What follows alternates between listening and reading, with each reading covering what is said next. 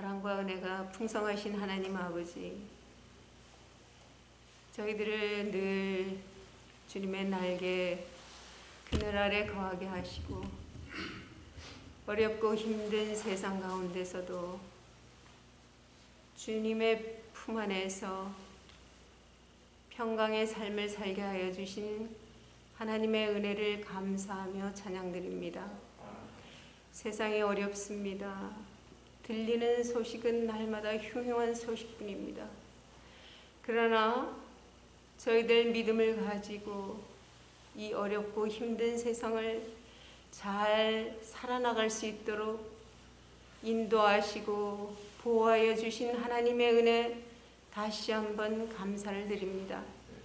오늘 저희들 주의 말씀을 듣고자 이 자리에 모였습니다. 지난 7개월 동안 교리 문답을 저희들 배우고 있습니다.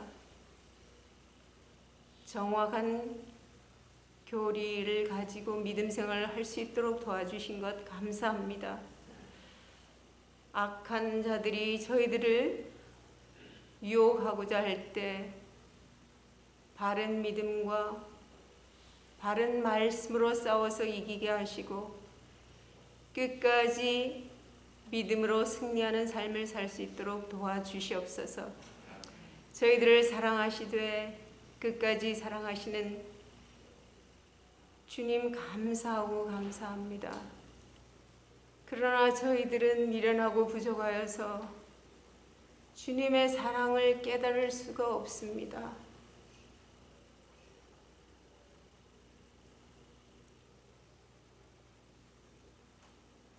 주님 도와주십시오.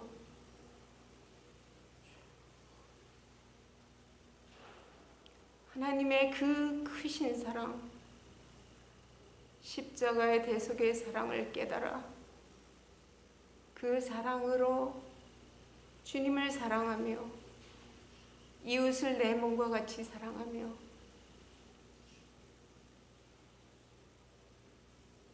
주의 몸 되신 교회를 위해서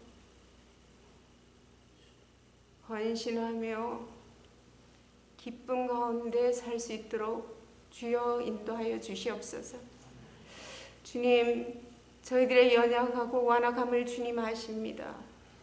주님께서 저희들의 마음에 바른 믿음을 허락하심으로 말씀과 기도 가운데 저희들의 모습이 점차 주님의 모습을 닮아갈 수 있도록 하여 주시고 온 성도들이 어렵고 힘든 가운데 있지만 주님을 바라보며 이 모든 어려움과 환난을 잘 견딜 수 있도록 인도하여 주시옵소서.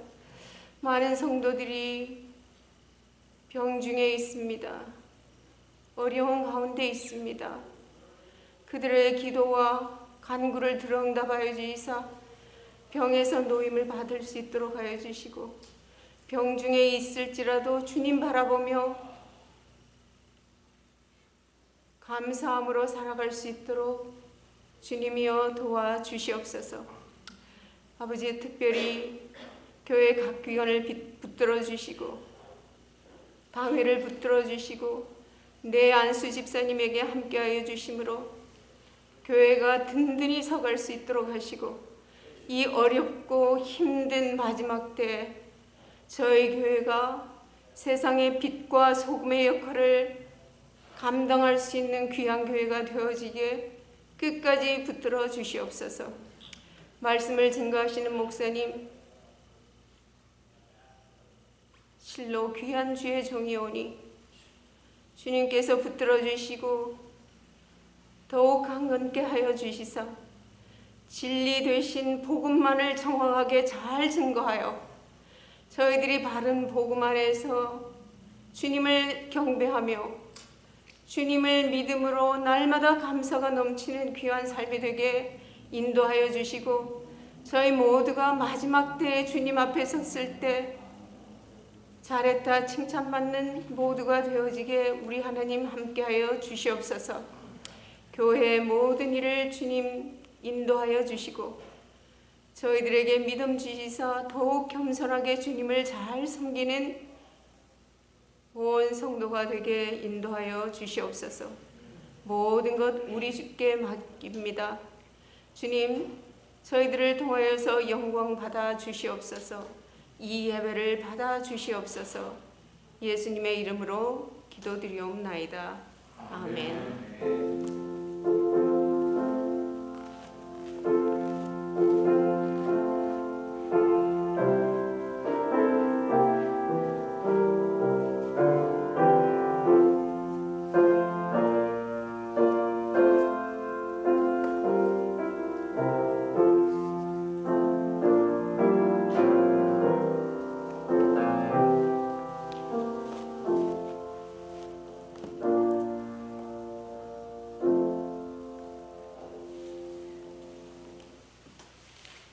하나님의 말씀 요한일서, 신약성경 요한일서 3장이 되겠습니다. 요한일서 3장 2절 3절. 요한일서 3장 2절 3절 390면입니다. 요한일서 3장 2절 3절 같이 읽겠습니다. 사랑하는 자들아, 우리가 지금은 하나님의 자녀라. 장래에 어떻게 될지는 아직 나타나지 아니하였으나 그가 나타나시면 우리가 그와 같을 줄을 아는 것은 그의 참 모습 그대로 볼 것이기 때문이니, 주를 향하여 이 소망을 가진 자마다 그의 깨끗하심과 같이 자기를 깨끗하게 만드니라. 아멘. 우리 교리 문답 38번. 종이가 없으신 분은 저 교회 카톡방, 성도 카톡방에 사진을 띄워놨습니다. 제6부 종말론 37번 저희가 지난주에 했고요. 오늘 마지막 시간으로 38번 제가 문제 읽으면 여러분 답을 읽어주시길 바랍니다. 38. 신자는 부활 때 그리스도로부터 어떤 은덕을 받습니까? 부활 때 신자는 영광 중에 들어올리우며 심판날에 공개적으로 인정받고 무죄 선고를 받으며 영원토록 하나님을 온전히 즐거워함으로 완전한 복을 누리게 됩니다. 아멘. 예, 오늘 이제 38번에서 마치고요. 소교리 문답을 이제 끝내고 잠깐 브레이크를 했다가 레위기를 좀 보면서 3월 중순쯤에, 아직 날짜는 제가 잘 모르겠어요. 저희가 2009년 말에 시작한 언약 공부를 3번 모였다가 코비드가 터져가지고 우리가 끝내질 못했어요. 그래서 우리가 아마 제 기억으로는 노아 언약까지 한 것 같아요. 그래서 나머지 언약 4개를 한 번은 복습하고 한 5번에 걸쳐서 5주에 걸쳐서 이 언약에 대해서 우리가 끝내도록 하고, 그리고 또 올해 이제 중반에서 다른 토픽을 제가 또 좀 생각해서 다루도록 하겠습니다. 긴 시간이었는데 저희가 작년 1월 달에 소교리 문답에 나오는 10계명을 했었고요. 줌으로 했었고, 그리고 4월 달 5월 달에는 또 주기도문을 했는데 그거 역시 소교리 문답에 나오는 내용이었고요. 또 작년 후에 7월 달부터인가요? 이제 소교리 문답 1번부터 38번까지 이렇게 소교리 문답 전체를 한번 같이 볼 수 있어서 너무나 감사했고요. 또 끝까지 이렇게 인내하시면서 함께 해주셔서 감사를 드립니다.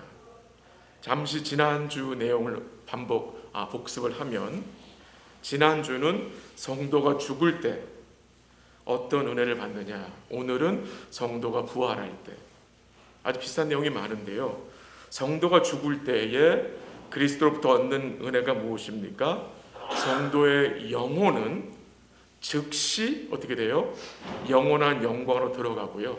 근데 어떤 모습으로 들어간다 했어요? 완전히 거룩하게 되어 하나님의 영광으로 천국으로 들어간다 그랬어요. 그리고 성도의 육신은 어떻게 됩니까? 그리스도와 연합하여 부활 때까지 무덤에서 쉰다고 그랬습니다. 그래서 우리가 육신이 죽는다, 육신이 죽을 때 우리 육신이 그리스도랑 떨어지는 게 아니라 우리 육신 역시 그리스도와 함께 있는 거예요. 다 썩지만. 그게 성경이 증거하고 있는 거예요. 그래서 성도는 죽는 과정과 죽는 순간과 죽은 후에도 주의 은혜가 우리와 함께한다는 사실이에요. 그래서 이런 내용을 우리가 기억해야 우리가 죽음을 어떻게 해요? 받아들일 수 있는 거죠. 죽는 과정과 죽는 순간과 죽은 이후에도 그리스도와 함께 하신다. 은혜로 붙드신다는 사실을 우리는 기억해야 되는 거죠. 그래서 성도는 죽음 앞에 혼자 서는 것이 아니라 그랬죠. 절대로 죽음 앞에 성도 혼자 서지 않습니다. 그리스도와 함께 합니다. 우리에게는 죄와 죽음과 마귀를 이기신 챔피언이 있다 했어요. 챔피언. 지난주에 말씀드렸죠. 그 챔피언이 어떻게 됐어요? 죽음에서 부활하셔서 우리와 함께 하시고 그분이 우리의 살아계신 구주가 되셨기에 죽음이 여러분과 저에게 어찌할 수 있는 것이 없다라고 말씀을 드렸어요. 우리의 죽음은 우리를 그리스도의 사랑에서부터 끊어낼 수 없다라고 말씀을 나누었습니다. 그래서 성도의 이 소망이란 것은 주님의 재림으로 임하는 부활 소망이죠. 부활. 그래서 예수를 믿는다는 것은 뭐 여러 가지 설명할 수 있겠지만 한마디로 말한다면 우리가 어디에 소망을 두고 사느냐로 말할 수 있습니다. 어디에 소망을 두고 사느냐. 예수를 믿는다는 것은 이 세상이 아니라 주님께 소망을 둔다는 것입니다. 그래서 로마서 8장 24절 25절에 보면요. 들어보세요. 보이는 소망이 소망이 아니니 보는 것을 누가 바라리요? 만일 우리가 보지 못하는 것을 바라면 참음으로 기다릴지니라 라고 했습니다. 보이는 것은 소망이 아니래요. 보이는 것은. 보이지 않지만 우리가 말씀을 통해서 굳게 붙잡고 있는 소망이 있잖아요. 그래서 우리가 이 재림에 대해서 또 오늘 나눌 이 부활에 대한 소망을 굳건히 잡기 위해서는요. 이 재림과 부활에 대한 성경적 이해가 필요합니다. 부활 시에 그리스도로부터 임하는 유익이 무엇인지 분명히 알고 있어야 참된 소망을 우리가 가지고 살 수 있습니다. 부활 시에 우리에게 임하는 그 은혜를 알지 못하면 어쩌면 우리의 소망은 단지 막연한 기대에 불과할 수 있습니다. 더 나아가서 우리가 이 부활 시에 임하는 영적 유익을 알고 또 우리가 모든 소망을 주께 두면 오늘 본문 읽었듯이 요한일 3장 3절에 뭐라 그랬어요? 주를 향하여 이 소망을 가진 자마다 그의 깨끗하심과 같이 자기를 뭐 한대요? 깨끗하게 한대요. 무슨 말입니까? 소망이 있어야 깨끗한 삶을 살 수 있다는 거예요. 이 깨끗한 삶이 어떤 삶이겠습니까? 주를 닮아가는 삶이겠죠. 그 삶이 어디서 나오냐? 주께 소망을 두고 살아갈 때 나오는 거예요. 잘은 모르겠지만 사람들은 부활에 대해서 또 영생에 대해서 그렇게 큰 관심이 없는 것 같아요. 어떤 분은 영생에 대해 굉장히 따분하게 생각하는 분도 계신 것 같아요. 천국 가서 그 영원토록 뭐 하고 있을 거야? 그 오랫동안 예배하면 이거 엉덩이 아파서 어떻게 하고 거기서 뭐 하냐고. 그래서 굉장히 천국과 이 부활 생명과 영생에 대해서 이렇게 기다리는 것보다 약간은 거기 가면 이거 어떻게 예배 하루 종일 하고 영어로 예배하지? 가면 뭐 하지? 이런 식으로 생각하는 분이 있을 수 있어요. 근데 그것은 부활이 뭔지 영생이 뭔지 아직 잘 몰라서 그럴 수 있는 거예요. 천국의 삶은, 부활의 삶은 우리가 천국 가서 무엇을 하는 것에 초점이 맞춰져 있는 것보다는 일단 우리가 어떤 존재가 되는지, 우리가 누구와 함께 할 것인지, 그 주님과 우리가 무엇을 하며 살 것인지, 이런 내용이 다 이렇게 포함되는 것입니다. 그래서 부활은요, 단순히 다시 사는 게 아니에요. 영생은 단순히 그냥 오래 사는 게 아니에요. 단순히 죽지 않는 것이 아니에요. 이 부활은, 성경이 증거하는 부활은 성도의 구원이 완성되는 것을 증거해요. 우리가 이미 이 땅에서 주의 은혜로 부르심을 받았고 거듭나게 되어 믿음으로 의인이라 칭함을 받았잖아요. 그렇죠? 그래서 양자됨을 얻어서 하나님의 자녀로 부활 생명에 참여하여 주님 닮아가는 삶을 살고 있는데, 이 구원의 마지막이 부활로 완성이 되는 것입니다. 죽은 육신이 부활의 몸을 입고 천국에 있던 영혼과 연합하여 어떻게 되는 거예요? 영원한 영광에 들어가서 삼위 하나님과 영원토록 즐거워함으로 우리의 구원이 뭐예요? 온전히 완성이 되는 거예요. 약간 좀 서론이 길었는데요. 그래서 오늘은 부활 시의 성도가 그리스도로부터 얻는 유익을 세 가지로 증거하고 있어요. 38번에 보면 세 가지로 나오는데, 첫 번째는 뭐예요? 부활 때 신자는 영광 중에 들어 올리우며, 두 번째는 심판날에 공개적으로 인정받고 무죄 선고를 받으며, 세 번째는 영원토록 하나님을 온전히 즐거워함으로 완전한 복을 누리게 됩니다 라고 세 가지로 언급을 하고 있어요. 이 세 가지 내용을 잘 생각해 보면 신이 나요. 신나요. 앞으로 여러분 저에게 남아있는 것이 이런 것이라고 생각할 때에 신이 나요. 또 신이 나야 돼요. 무엇이 우리에게 남아있는지를 성도는 분명히 기억하고 그 남아있는 것을 생각하고 소망하는 것이 뭐예요? 하나님 기뻐하시는 복된 삶이기 때문이에요. 그래서 이 세 가지 한번 생각해 볼게요. 첫 번째는 부활 시 신자는 영광 중에 들어 올리운다라는 말씀이에요. 이미 말씀드렸지만 성도가 죽을 때에 그의 영은 어떻게 돼요? 즉시 영광 중에 들어가는데, 이것은 온전한 구원은 아니에요. 왜요? 아직 육신이 어디가 있어요?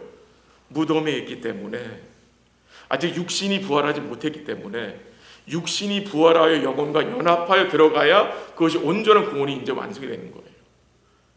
영혼만 지금 들어가 있는 것은 아직 구원이 완성된 게 아니에요. 그 육신이 지금 땅에서 뭐하고 있는 거예요? 기다리고 있죠. 뭘 기다리고 있는 겁니까? 예수님의 재림을. 예수님이 재림하시게 되면 이제 부활이 나타나는 거죠. 죽은 육신이 부활의 몸을 입고 영혼과 연합하여 영원한 영광으로 들어가는 거예요. 그것이 첫 번째 유익이에요. 그럼 어떤 몸으로, 어떤 모양으로 부활합니까? 라고 질문할 수 있어요. 근데 성경 거기에 대해서 자세히 말하지 않아요. 어떤 분이 질문하기를 성령 전의 모습입니까? 성령 후의 모습입니까? 라고 재밌는 질문을 하는 게 수 있는데, 모르겠어요. 성령 전이겠죠. 그래서 어떤 외모로 부활하는 것은 중요한 게 아니에요. 어떤 외모로. 중요한 건 뭐예요? 어떤 퀄리티의 몸으로 부활하느냐. 이게 중요한 거거든요. 어떤 질로, 어떤 특징의 몸으로 부활하느냐. 이게 중요한 거거든요. 빌립보서 3장 21절에 보면은 우리의 낮은 몸을 자기 영광의 몸의 형체와 같이 변케 하신다 그랬어요. 주님의 몸의 형체와 같이 변케 하신다. 우리 한 구절 가볼까요? 요한 1서 좀 앞으로 가면 고린도전서가 나오는데요. 고린도전서 15장 한번 가보세요. 고린도전서 15장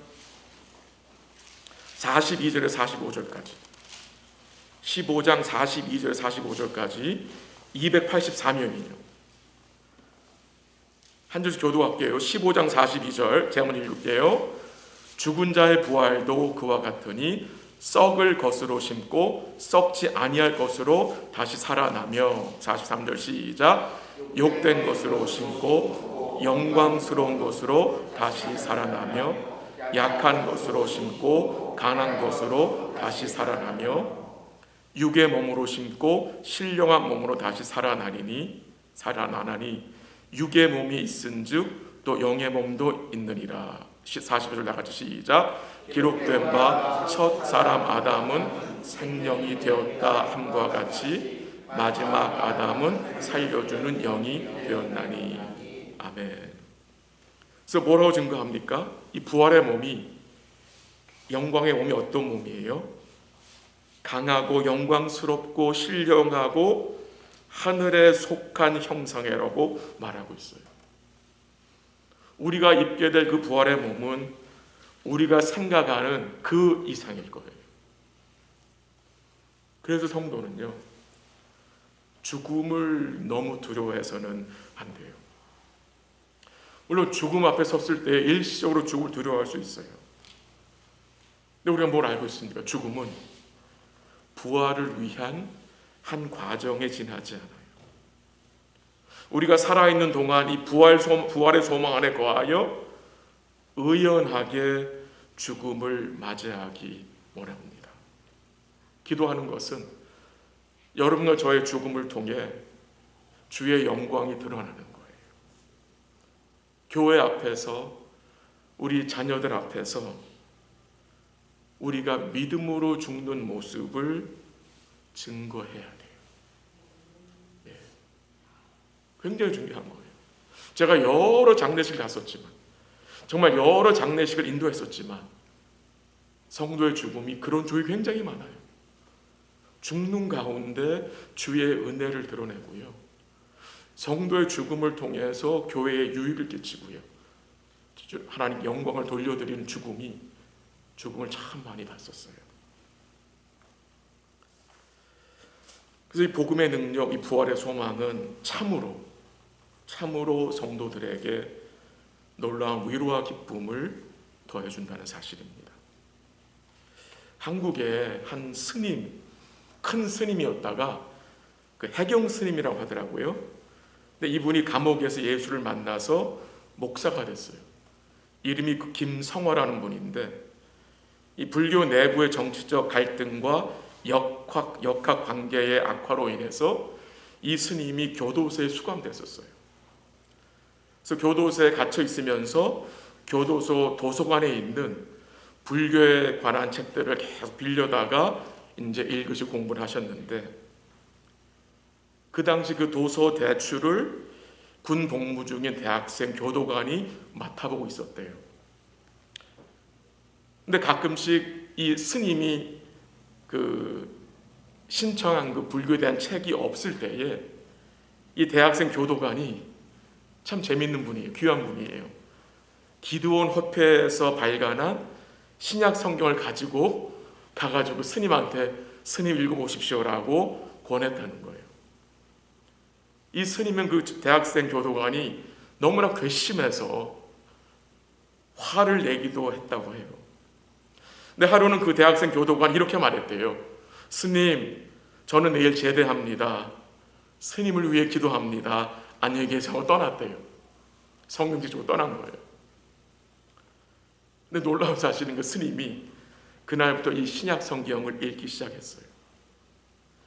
수없이 많은 감동이 있었지만 또한 동시에 불교 신앙과의 갈등에 몸부림쳤다고 고백을 해요. 근데 누가복음 7장 14절 15절을 읽다가 거기에 주님이 나인성 과부의 아들을 살리시는 모습을 보고 이 스님이 깨닫게 된 거예요. 불교와 기독교의 근본적인 차이를 깨닫겠다는 거예요. 부처는 죽음을 숙명이라 하여 수용하라고 했는데, 예수는 죽은 자에게 생명을 주시는 하나님이시구나. 예수가 부활이고 생명이신 것을 이 스님이 깨닫게 된 거예요. 그래서 성경을 보다가 이 스님이 복음의 진리를 깨닫고 예수를 믿게 되었는데, 이제 불교에서 기독교로 개종을 해야 되는데 너무나 두려운 거예요. 이 스님이 굉장히 유명했던 분인 것 같아요. 자기를 따르던 수십만 명의 신도들이 있었고 승려들이 생각이 나서, 또 자기 부모가 내가 불교를 배반하고 기독교를 간다 하면 그 부모님들이 너무나 두려워하고 염려할까 봐 여러 가지 걱정을 해서 못했는데, 결국 1984년 9월 29일에 처음으로 교회에 가서 수요 예배를 드렸대요. 수요 예배를 드리면서 참된 평안과 영생의 기쁨을 누리며 너무나 감사했다고 해요. 근데 놀라운 사실은 여기서 끝난 게 아니라 이분이 신학대학원을 갔어요. 공부를 마치고 목사가 돼서 복음을 전하고 계세요. 이 복음의 능력이, 이 부활의 능력이 너무나 놀라운 거죠. 평생 스님으로 살던 사람을 이 복음이 어떻게 합니까? 이끄는 거죠. 정말 참 생명이 뭔지, 참 소망이 뭔지, 참 구원이 뭔지를 이 스님으로 알게 하셔서 이분을 주의 종으로 세워서 이분을 통해서 복음을 전하게 하시는 거예요. 약간 사이드 트랙이었는데, 두 번째로 성도가 부활 시에 그리스도로부터 얻는 두 번째 유익은 심판날에 공개적으로 의인으로 인정받고 무죄 선고를 받는 거예요. 먼저 잠시 주의 재림에 대해서 약간 설명을 드릴게요. 재림에 대해서. 먼저 주의 재림은 육체적인 재림입니다. 이게 무슨 말이냐? 하나님은 재림 시에 모세를 보내거나 아브라함을 보내거나 뭐 천사장을 보내는 게 아닙니다. 누구를 보내시는 거예요? 예수님을 보내시는 거예요. 사도행전 1장 11절에 보면은 너희 가운데서 하늘로 올려가신 이 예수는 하늘로 가심을 본 그대로 오시리라 했어요. 그래서 재림은 예수님이 육체적으로 오시는 거예요. 두 번째로 예수님의 재림은 가시적이에요. 가시적. 보이게 오신다는 거예요. 여호와의 증인들은 예수님이 1914년에 보이지 않게 재림하셨다고 증거하나 거짓이에요. 계시록 1장 7절에 보면은 구름 타고 오시는 주님을 각 사람의 눈이 볼 거라고 했어요. 그를 찌른 자들도 볼 것이다. 예수를 핍박하는 자들까지 예수의 강림을, 재림을 볼 거라고 증거했어요. 세 번째로 예수님의 재림은 갑자기 임할 거예요. 갑자기. 그래서 뭐라고 말합니까? 깨어 정신을 차리라 그랬어요. 갑자기 오신 거기 때문에. 그리고 네 번째로 예수의 재림은 영광과 승리의 주님으로 오시는 거예요. 예수의 초림은 어떻게 보면 좀 약하게 오셨죠. 말구유에 오셨잖아요. 그렇잖아요. 근데 예수의 재림은 영광의 왕으로, 승리의 주님과 심판주로 오시는 거예요. 그 예수님의 재림이에요.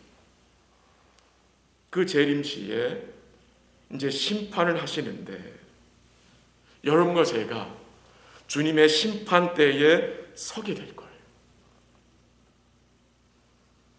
여러분과 제가 심판대에 서게 되면 어떤 일이 벌어지겠습니까? 너 왜 거짓말했어? 너 왜 주일날 교회 안 가고 다른 데 갔어? 이런 식으로 우리를 책망하시고 우리를 심판하시겠습니까? 여러분과 제가 그리스도의 심판대 앞에 서게 되면 어떤 일이 일어나는 것입니까?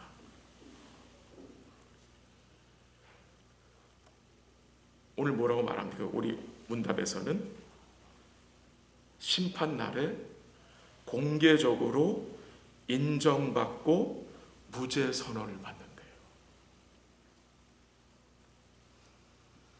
심판대에 여러분 제가 서면 주님 뭐라고 말씀하세요? 죄 없다 인정하시고 무죄를 선언하세요. 이게 어떻게 가능합니까? 이게 어떻게 가능합니까? 왜 심판대 앞에 서서 심판을 받지 않는 것입니까? 우리가 받아야 할 그 모든 심판이 이미 십자가의 대속으로 어떻게 됐어요? 해결됐기 때문입니다. 해결됐기 때문이에요. 이미 주님 우리를 대신하여서 죄값을 치르시고 모든 심판과 율법의 저주를 주님이 받으셨기 때문에 여러분과 제가 주님의 심판 앞에 서서 무슨 얘기를 듣는 거예요? 공개적으로 정준영 너는 의로운 의인이다. 내 오른편에 서고 영원한 영광으로 들어가다. 너는 죄 없다. 무죄 선언을 받는 것입니다. 놀랍지 않습니까, 여러분? 이것을 약속하시는 거예요. 이것을 부활 시에 우리에게 임할 은혜로 주님이 약속하신 거예요. 많은 사람들이요, 유보적 칭의론을 가르쳐요. 너희가 이 땅에서 예수 믿으면 구원 받았으나 그 구원은 온전한 구원이 아니다. 네가 어떻게 사는지 하나님 보시고 마지막 심판대에 섰을 때 네가 산 그것을 보고 하나님이 결정하실 거다. 복음이 아닙니다. 만약 그게 사실이라면 여러분과 저의 구원은 어떤 구원이네요? 행위 구원입니다. 여러분과 저의 구원은 행위 구원이 아닙니다. 우리의 행위로는 하늘 앞에 의롭다 설 자가 있어요, 없어요? 없습니다. 없어요. 근데 그 심판대 앞에서 우리가 섰을 때 주님이 무죄를 선언하세요. 그것이 가능한 이유는 그 바로 주님이 여러분과 저를 위해서 우리가 받아야 할, 영원토록 받아야 할 그 심판과 저주를 모두 받으셨기 때문이에요. 그것을 믿는 거예요. 그것을 믿기 때문에 이 땅에 주를 뭐 하고 싶은 거예요? 예배하고 싶고 섬기기 원하고 싶은 거예요. 로마서 4장 25절에 보면 예수는 우리가 범죄한 것 때문에 내어줌이 되었고 또 우리를 의롭다 하시기 위하여 다시 살아나셨다 해요. 우리의 범죄함 때문에 예수님이 내어줌이 되고 우리를 의롭다 하시기 위해서 다시 살아나셨다. 주님이 부활하셨는데 이 주님이 부활하신 것은 곧 뭐가 증명됩니까? 예수님이 죄 없으심이 증명되는 거예요. 죄가 있으면 다 죽잖아요. 근데 예수는 다시 살아나셨어요. 뭘 증명하죠? 예수가 죄가 없다는 거예요. 죄가 없다. 그리고 그 예수를 믿는 성도들은 영광 중에 부활할 것인데 그게 어떻게 가능합니까? 우리 역시 그리스도를 믿기 때문에 그와 연합됐기 때문에 우리의 모든 죄가 어떻게 된 거예요? 사함을 받았기 때문에 우리 역시 뭐 합니까? 부활을 하게 되는 거잖아요. 여러분 좀만 기다려 보세요. 심판대 앞에 서서 주님이 우리를 옳다고 죄 없다고 공개적으로 인정하시고 무죄를 선언하실 거예요. 착하고 충성된 종아 수고하였다. 영원한 영광으로 들어가라. 나의 어린 양의 잔치로 들어와라. 그 초대하시는 거죠. 그래서 심판대 앞에 서는 거에 대해 여러분 두려워할 필요가 있어요, 없어요? 없습니다. 정말 내가 주의 은혜로 구원의 은혜를 아는 자라면, 예수의 대속 부활을 믿는 자라면 심판대 앞에서 우린 두려워할 필요가 없는 자들이에요. 이게 제가 만들어낸 이야기가 아니고요. 성경이 증거하는 거예요. 대규리 문답 90번 한번 읽어드리고 들어보세요. 심판날의 의인은 어떻게 될 것인가? 이 내용 대교리에 나오는 건데 들어보십시오. 심판날의 의인들은 구름 속으로 그리스도에게로 끌려 올려져 그분의 오른편에 세워질 것이고 거기서 공개적으로 인정을 받고 무죄 선언을 받으며 버림받은 천사들과 사람들을 그리스도와 함께 심판할 것입니다. 의인들은 하늘로 영접받아 거기서 모든 죄와 비참에서부터 완전히 그리고 영원히 해방될 것입니다. 그리고 셀 수 없이 많은 성도들과 천사들의 무리 가운데서 특히 성부 하나님과 우리 주 예수 그리스도와 성령님을 영원토록 대면하고 누리면서 상상할 수 없는 기쁨으로 충만하게 될 것이며 몸과 영혼이 모두 완전히 거룩하고 행복하게 될 것입니다 라고 증거하고 있어요. 한 구절 더 읽어드릴게요. 마태복음 10장 32절 33절인데요. 들어보세요. 누구든지 나를 시인하면 나도 하늘에 계신 내 아버지 앞에서 그를 시인할 것이요, 누구든지 사람 앞에서 나를 부인하면 나도 하늘에 계신 내 아버지 앞에서 그를 부인하리라. 여러분 아시는 말씀이죠. 이 땅에서 주의 부르심과 죽으심과 부활을 믿는 성도들은 어떤 삶을 살아야 된다고 이야기합니까? 주를 시인하는 삶을 살아야 돼요. 주를 부인하는 삶을 살면 안 돼요. 주를 외면하는 삶을 살면 안 돼요. 말씀을 부인하는 삶을 살면 안 되는 거죠. 이것이 여러분과 제가 싸울 영적 싸움입니다. 내 욕심과 욕망을 채우려고 우리 주님과 주의 말씀을 외면하는 삶이 아니라 주를 시인하는 삶, 주의 말씀을 시인하는 삶, 곧 이 삶이 무슨 삶이냐? 참 예배자의 삶인 것입니다. 예배를 제가 강조하는 이유가 바로 이것입니다. 참 예배자의 삶을 살기 위해서 주의 은혜를 같이 간구하고 주의 말씀에 귀를 기울이는 것, 그래야 주를 시인할 수 있어요. 주를 시인하고 삶 속에서 말씀을 외면하지 않기 위해서 여러분과 제가 이 말씀의 목욕탕인 교회에 모여서 말씀에 물로 우리 심정을 뭐하는 거예요? 씻는 거예요. 주님 앞에 우리의 발을 대어놓는 거예요. 죄를 자백하는 거예요. 이것이 참 예배자의 삶을 살게 하는 것이에요. 이제 마지막으로 심판날에 공개적으로 죄가 없는 의인이다 판결을 받은 성도들이 어떤 상태에 거하게 됩니까? 그 세 번째 내용인데요. 그것은 뭐예요? 성도가 부활 시 얻는 세 번째 유익은 완전한 복을 받아 영원토록 하나님을 온전히 즐거워하게 됩니다. 이거예요. 조금 내용이 긴데 그냥 간단히 한마디로 무슨 내용이냐? 우리가 부활의 몸을 입게 되면 하나님을 온전히 뭐하게 돼요? 즐거워하게 됩니다. 이 하나님을 즐거워한다는 이 내용을 생각하면 우리가 오래전에 작년에 제 1번 했을 때 소기름대 1번이 생각나죠. 사람의 첫째 되는 목적이 무엇입니까? 사람의 첫째 되는 목적은 하나님을 영화롭게 하며 그를 영원토록 즐거워하는 거라고 했어요. 즐거워하는 거. 이 땅에서 주님을 즐거워해야 저기 가서도 즐거워할 수 있어요. 이 땅에서 주를 즐거워하지 않은 사람이 가서 즐거워할 수 있겠습니까, 여러분? 주님이 여러분과 저에게 원하시는 게 뭐라고 생각하세요? 주님이 여러분과 저에게 원하시는 것, 주를 기쁘시게 하는 것만이 아니라 주님은 우리가 주님 자신을 즐거워하는 것을 원하세요. 우리는 내가 주님 자신을 즐거워하는 것보다 내가 주님을 기쁘시게 하는 거에 좀 더 초점을 맞출 때가 많은 것 같아요. 물론 그것도 좋은 거죠. 주님을 기쁘시게 하는 게 좋은 거잖아요. 근데 그거보다 더 우선시돼야 되는 게 내가 주님 자신을 뭐 하는 거예요? 즐거워하는 겁니다. 주님을 즐거워한다는 것은 주님이 이루신 구원을 즐거워하는 것이고요. 주님이 우리 삶 속에 행하는 모든 일을 즐거워하는 것입니다.